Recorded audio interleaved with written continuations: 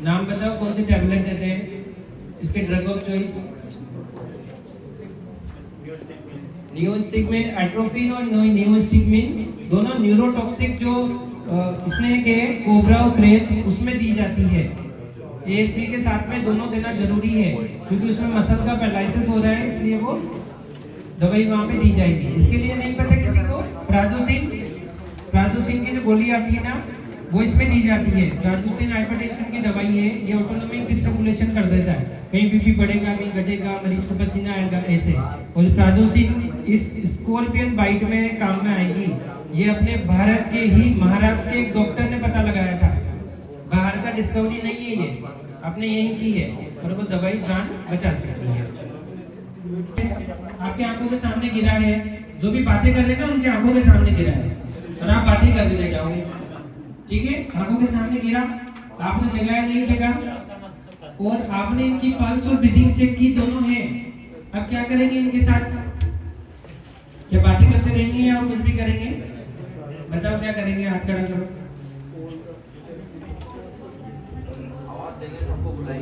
सबको बुला लिया है, ठीक है, कॉल कर दिया है, ठीक है, हाँ ठीक है, कॉल करेंगे।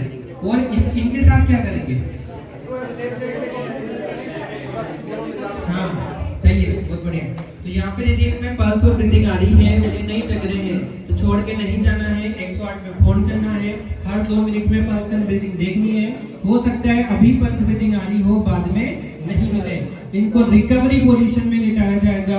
रिकवरी पोजीशन कैसी रहेगी ये देखने वाले हैं, आइए तो लोग जी। अनुश्री मैडम आपको बता रहे हैं,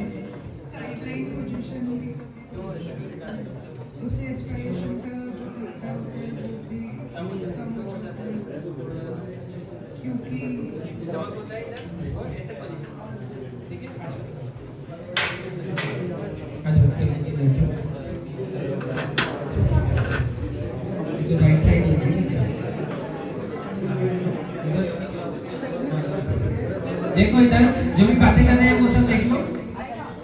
ये ऐसे हैं, गिर गए हैं, नहीं उठे हैं, पल्स ब्रीथिंग आ रही है। अब हम क्या करेंगे, इनको एक तरफ से ऐसे इनका घुटना मोड़ेंगे, दूसरा हाथ इनके सिर के नीचे रखेंगे और इस तरीके से इनको एक तरफ लिटा देंगे। ज्यादा सही है कि आप लेफ्ट साइड तरफ लेटाओ, क्योंकि इधर स्टमक है, खाना जो भी है ये इधर रहेगा, तो मुंह से जो लार्वा है वो इधर निकलती रहेगी। तो क्योंकि जो बेहोश होता है ना उसमें रेस्पिरेटरी रिफ्लेक्स का स्ट्रॉन्ग नहीं होता, तो वो जो लार है या टंग ऐसे पलट सकती है, सांस रुकने से उसकी जान जा सकती है, तो वो नहीं होगा। अब आपको कोई कंफ्यूजन है तो आप पूछ सकते हैं, कुछ पूछना है बताओ। आप जाने पहचाने लग रहे हो, आपका नाम क्या है, आप क्या मिस्टेक नहीं करेंगे इसमें, इनके लिए जोरदार तालियां बजाओ। इन्होंने खुद से तो नहीं पूछा पर मैंने इनसे पूछा। स्नेक बाइट में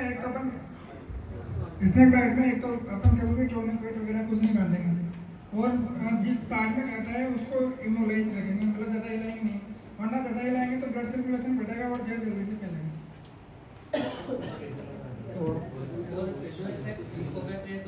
इसमें ही अपने को इमोलाइज करना है, फाइबर में जो इमोलाइज करो तो बीच में आप ध्यान देंगे क्या है, या पेन होता है, स्वेलिंग चल रही है, तो वो जो बांधा है ना वो भी ब्लॉक कर सकता है।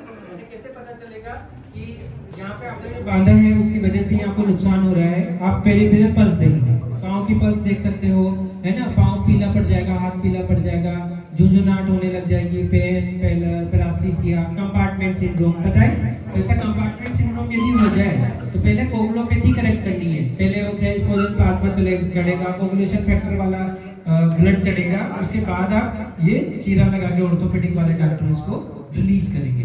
अच्छा, एक पानी में सांप होता है, वो तेरी तेरी से भागता है, उसको क्या बोलते हैं, क्या बोलते हैं, टिड्डू बोलते हैं, ठीक है।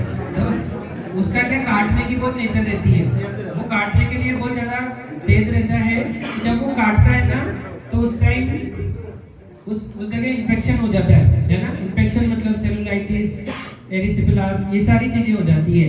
तो उस कंडीशन में हमको यहाँ पे एंटीसेप्टिक चीज लगा सकते हो, और एक मैग्नीशियम सल्फेट का लोशन आता है, वो सूजन कम करता ऐसी चीजें आपको उसमें लगानी है। अच्छा ये बताओ अपने वहाँ की CHO ट्रेनिंग में कौन कौन थे? आप थे, तो आप बताओ कि मैंने 3 ट्यूब के नाम बताए थे जो किसी इन्फेक्शन में लगा सकते हैं। किसी को याद आया? और है ना, आपके यहाँ आता है फिजिलिक एसिड आता है, फेमिसिटिक आता है, सेट्रामाइड आता है, तो इनको आप लगा सकते हो और बाकी को दूसरी प्रैक्टिस नहीं लगानी है। गांव वाले चूना, गोबर, मिर्ची कुछ भी लगा के आएंगे। डॉग बाइट वाले केसेस में भी आते हैं, तो वो अननेसेसरी उस घाव को और ज्यादा इन्फेक्टेड करते हैं। कैसा घाव भी लगाना, पार्टिसिपेशन लिस्ट भी है, उसमें सबको एंट्री करनी है।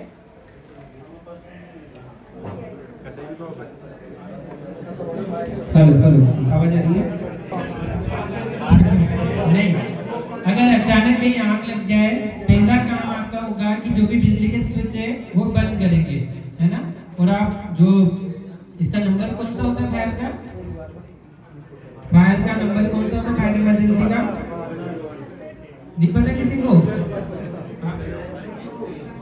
पता नहीं, इनको पता नहीं।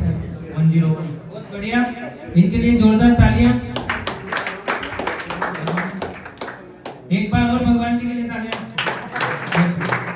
कम से कम 108, 112 ये तो पता होना चाहिए।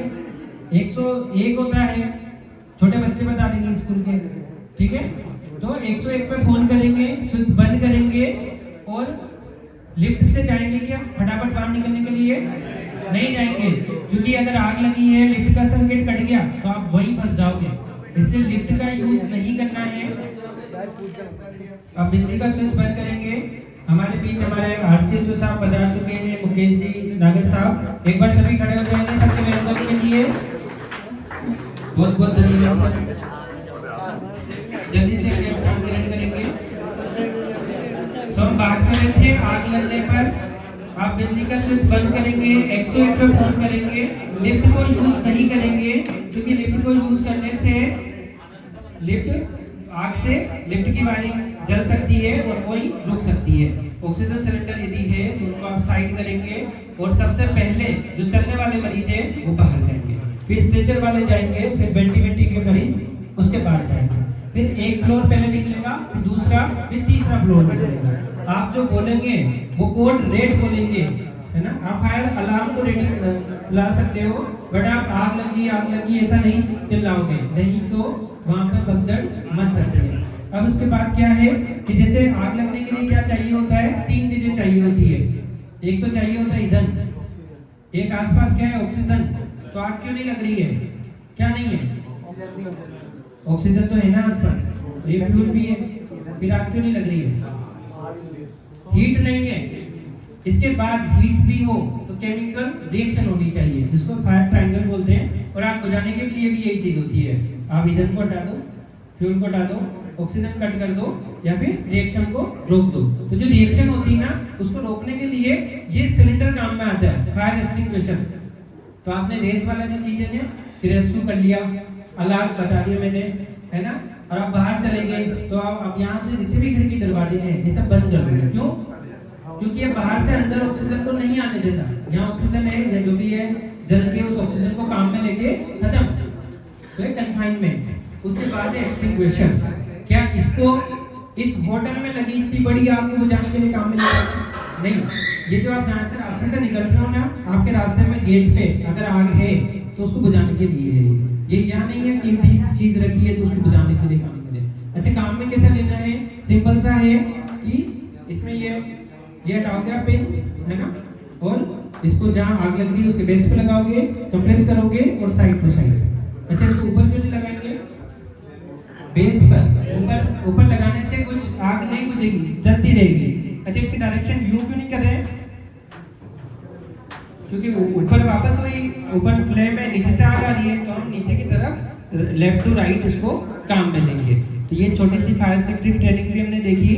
तो आज हमने CPR सीखा है, स्नेक बाइट का मैनेजमेंट सीखा है, फायर सेफ्टी की चीजें सीखी है। तीनों इसलिए नहीं सीखी है कि हमारे इनपास के सिलेबस का पार्ट है, ये हमारे लाइफ के सिलेबस का पार्ट है। कभी भी आपके परिवार वालों के, गांव वालों के, किसी के भी काम में आ सकता है। तो मंशा यही है कि आप सब अपने आसपास ज़रूर से ये इन्फॉर्मेशन पहुंचाएं और बाकी लोगों को भी ट्रेन करें। आज हमारे सर ने ये ट्रेनिंग रखी और आप सबको इस लाइफ सेविंग चीज़ें सीखने का मौका मिला, इसलिए सर का बहुत बहुत धन्यवाद।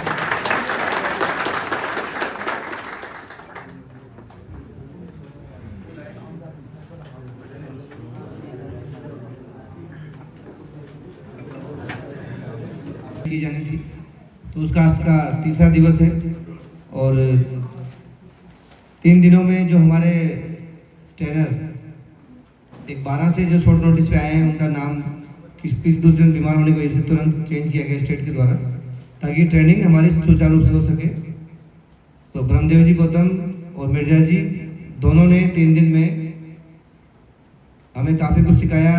एनक्वास को लेकर आप लोग पहले भी थोड़ा वो जानते हैं, लगभग इनमें से बहुत से लोगों ने स्टेट और कुछ लोगों ने नेशनल किया हुआ है।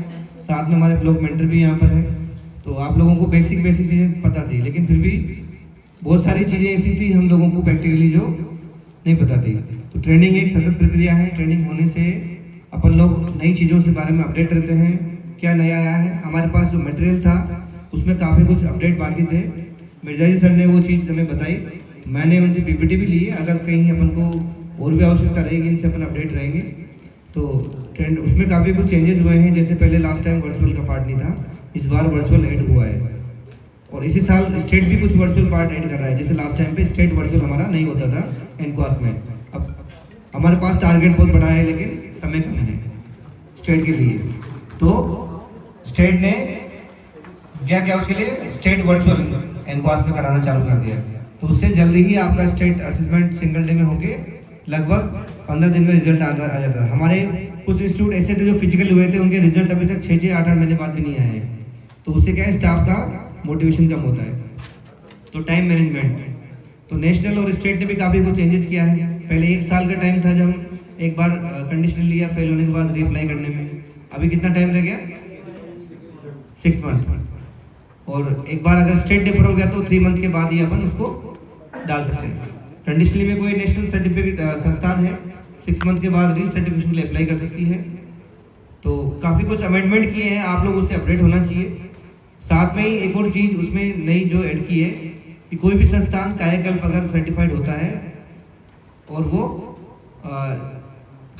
2 माह के अंदर, स्टेट सर्टिफाइड के 2 माह के अंदर वो संस्थान नेशनल के लिए जाता है, तो उसको 25% इंसेंटिव उसको पहले मिल जाएगा तैयारियों के लिए। तो उसके लिए उनका 10% एक्स्ट्रा क्राइटेरिया है, उसमें मार्क्स होने चाहिए जो आपके रिक्वायर्ड हुए हैं, वही लोग उसमें अप्लाई कर सकते हैं। तो काफ़ी उनको भी ट्रेंड करेंगे। तो हमारे पास अभी 6 मंथ के लिए जो ट्रेनिंग की है आप लोगों को, हम लोगों ने इस 6 मंथ पे आप लोगों पे फोकस रहेगा। और बिफोर जुलाई अगस्त के अराउंड हम लोग चाहेंगे कि आप लोग सारे संस्थान को हम नेशनल पे ले जाएं, और जिससे कि जो भारत सरकार का टारगेट है उस पर अपन फोकस करें।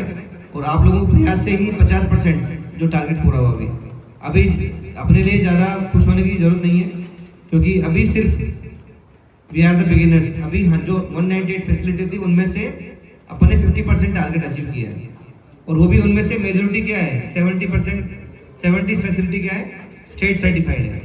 तो अपन को भी पता है कि स्टेट तक पहुंचना आसान है, और स्टेट वालों को निर्देशित भी है कि आप जब भी असेसमेंट करें तो वहाँ पर मेंटोरिंग करें। उन्होंने ये नहीं करा कि आप सिर्फ असेसमेंट ही करें, अगर प्योरली असेसमेंट करें वो तो अपने लिए पास होना मुश्किल हो जाएगा। तो उन लोगों ने आपकी हैंड होल्डिंग की है, मेंटोरिंग की है, आप लोगों को समझना अच्छा अरेंजमेंट कर रखा था। और चेकलिस्ट के उन्होंने जो वर्ड थे, पूरा मीटिंग मिनट सारी चीज़ें एक एक वर्ड चेकलिस्ट के ऊपर बात कर रहे थे वो लोग। ऐसा लग रहा था कि मतलब आप जैसे ही कोई proper well trained setup meeting में बैठे हो। तो अच्छा लगता है कि आप लोग भी अपने संस्थान पर पीपीटी अच्छे से प्रिपेयर करें। अभी भी होता क्या है, पीपीटी आप लोग बहुत आधी अधूरी बनाते हैं, इफेक्टिव नहीं होती। तो पीपीटी बनाने का तरीका क्या है, आप लोग जो भी एक्टिविटी करें लास्ट 1, 2, 3 साल से वहाँ पर उसके फोटोज संभाल के रखें।